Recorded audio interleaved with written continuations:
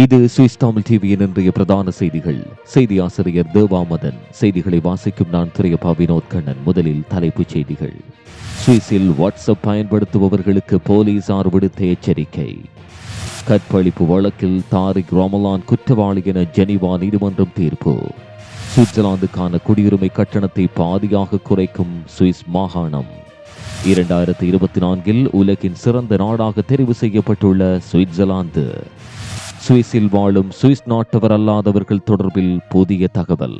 சுவிட்சர்லாந்தின் இன்றைய செய்திகளுக்கான பிரதான அனுசரணை வழங்குபவர்கள். உலகத்தில் நீங்கள் எங்கிருந்தாலும் வாட்ஸ்அப் மூலமாக உங்களுடைய ஜாதகம் பார்த்து சொல்லப்படும். அனைத்து பிரச்சனைகளுக்கும் இலவச ஆலோசனை வழங்கப்படுகிறது. ஸ்ரீ காளிமாதா ஜோதிட நிலையம். உங்கள் பழுதடைந்த கைத்தொலைபேசி மற்றும் மடிக்கணினிகளை மிக குறைந்த விலையில் திருத்திக் கொள்ள சூரிச் நகரில் நம்பிக்கையான நம்பவர் நிறுவனம் ஸ்மார்ட் ஹேண்ட் ரெப்பரத்தூர். புத்தம் புதிய தொலைபேசிகளுக்கு விசேட விலை கழிவுகளும் வழங்கப்படுகின்றன. ஸ்மார்ட் ஹேண்ட் ரெப்பரத்தூர் சூரிச். தொடர்பென விரிவான செய்திகள்.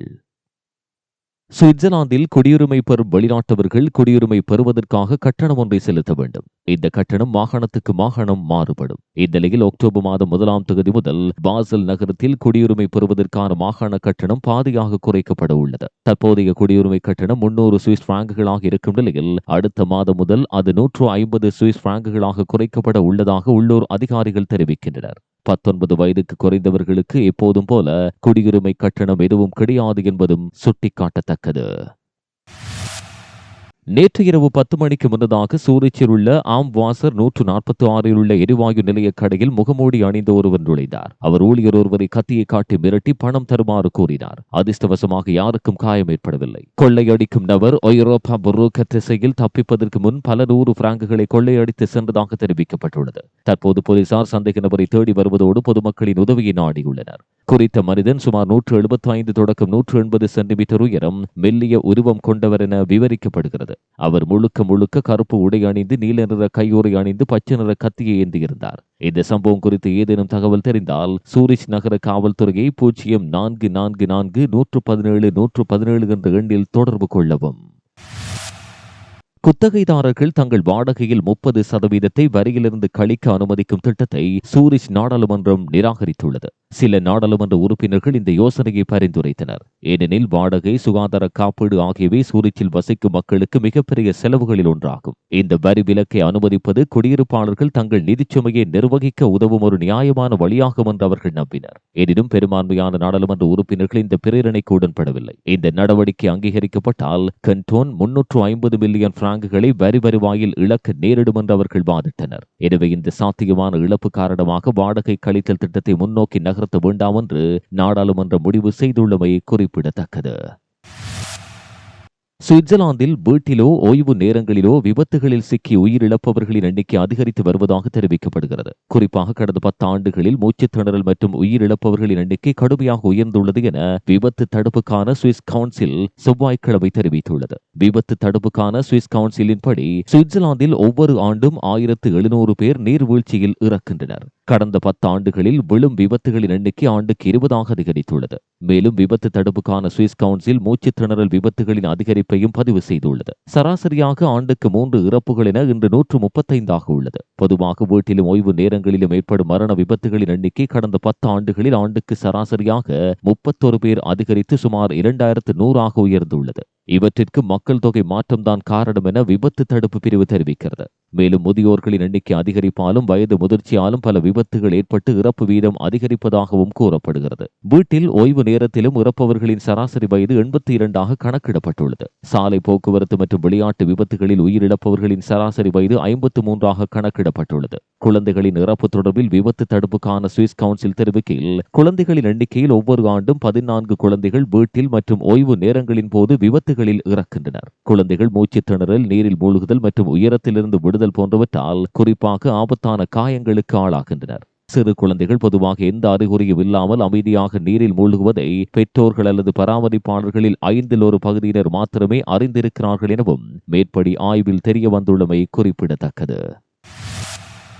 பாலியல் பலாத்காரம் மற்றும் பாலியல் வன்கொடுமை வழக்கில் இஸ்லாமிய அறிஞர் தாரிக் ரமலானுக்கு 3 ஆண்டுகள் சிறை தண்டனை விதித்து ஜெனிவா நீதிமன்றம் தீர்ப்பு அளித்துள்ளது.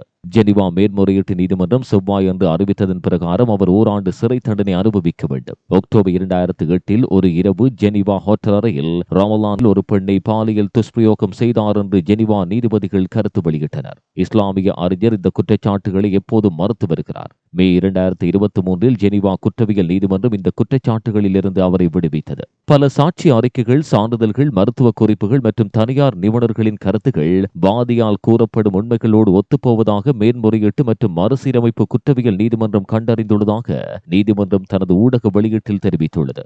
இந்த தீர்ப்புக்கு எதிரான மேன்முறையீடு 30 நாட்களுக்குள் மத்திய உச்ச நீதிமன்றில் தாக்கல் செய்யப்படலாம் எனவும் எதிர்வு கூறப்பட்டுள்ளது. சிறிய விளம்பர இடைவெளியின் பின்னர் செய்திகள் தொடரும்.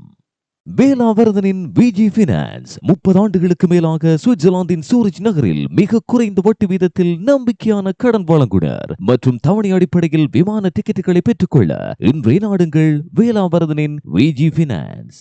ஒரு புதிய ஆய்வு சுவிட்சர்லாந்தில் சனத்தொகை 10 மில்லியன் மக்களாக வளர்ந்து வரும் நிலை குறித்து பலர் கவலைப்படுவதாக காட்டுகிறது. இருப்பினும் பெரும்பாலான சுவிஸ் மக்கள் தொகையை கட்டுப்படுத்த குடியேற்றத்தை தடை செய்ய விரும்பவில்லை என புதிய ஆய்வு ஒன்று கூறுகிறது. இந்த ஆய்வு 6300 பேரை நேர்காணல் செய்தது. அதில் கிராமப்புறங்களில் உள்ள 74% மக்கள் தொகை வளர்ச்சியை பற்றி அதிகம் கவலைப்படுகிறார்கள் என தெரிய வந்துள்ளது.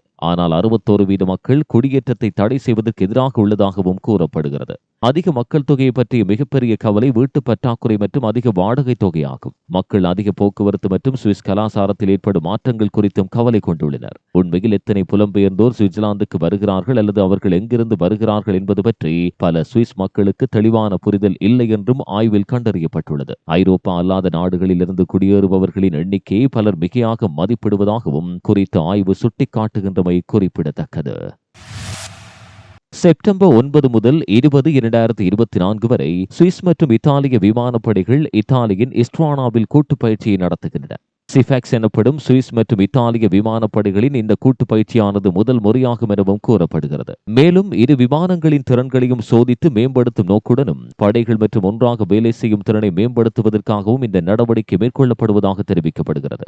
சுவிஸ் F-A-18 போர் விமானங்கள் மற்றும் இத்தாலிய யூரோ ஃபைட்டர்ஸ் மற்றும் F-35 என்கின்ற விமானங்கள் பயிற்சியில் பங்கேற்கும். சுவிஸ் விமானிகள் கடல் மீது இரவும் பகலும் வான் பாதுகாப்பு திறன்களை பயிற்சி செய்ய இருக்கின்றனர். இந்த பயிற்சியில் சுவிஸ் ராணுவத்தை சேர்ந்த 50 பேர் ஈடுபடுவர். இத்தாலியில் சுவிட்சர்லாந்து இத்தகைய பயிற்சியை நடத்துவது இதுவே முதன்முறையாகும். ராணுவ பயிற்சியில் ஒத்துழைக்க இரு நாடுகளுக்கும் இடையே 2004 ஆண்டு ஏற்பட்ட ஒப்பந்தத்தை தொடர்ந்து இது மேற்கொள்ளப்படுகிறது. பயிற்சிகளை மேற்கொள்வதற்கான சிறிய நிலப்பரப்பு, உயரம் மற்றும் வேக வரம்புகள், அத்துடன் அதிக சிவிலியன் விமான போக்குவரத்து போன்ற காரணங்களினால் சுவிட்சர்லாந்தின் சொந்த வான்வெளி முழு பயிற்சிக்கு சாதகமில்லாத நிலைமை காணப்படுவதாகவும் சுட்டிக்காட்டப்பட்டுள்ளது.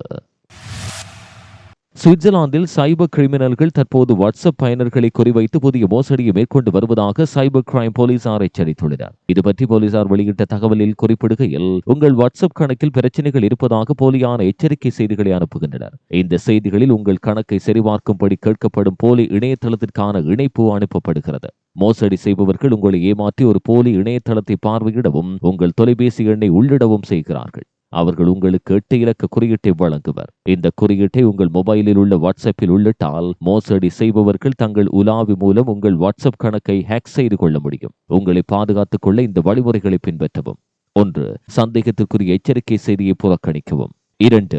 சைபர் கிரைம் போலீசுக்கு சந்தேகத்திற்குரிய இணைப்புகள் இருந்தால் புகார் அளிக்கவும். 3. மின்னஞ்சல்கள் அல்லது உரைகளின் இணைப்புகளை கிளிக் செய்வதை தவிர்க்கவும். உள்நுழைவு நோக்கங்களுக்காக எப்போதும் அதிகாரப்பூர்வ வலைத்தளங்களை பயன்படுத்தவும். 4. உங்கள் தனிப்பட்ட விவரங்களை ஒருபோதும் பகிர வேண்டாம். இவ்வாறு அறிவுறுத்தப்பட்டுள்ளது. எனினும் தற்செயலாக நீங்கள் ஏற்கனவே உங்கள் தகவலை வழங்கியிருந்தால் பின்வருவனவற்றை செய்யுங்கள். 1. வழிகாட்டுதலுக்காக வாட்ஸ்அப்பில் உள்ள உதவி பகுதியை நாடுங்கள்.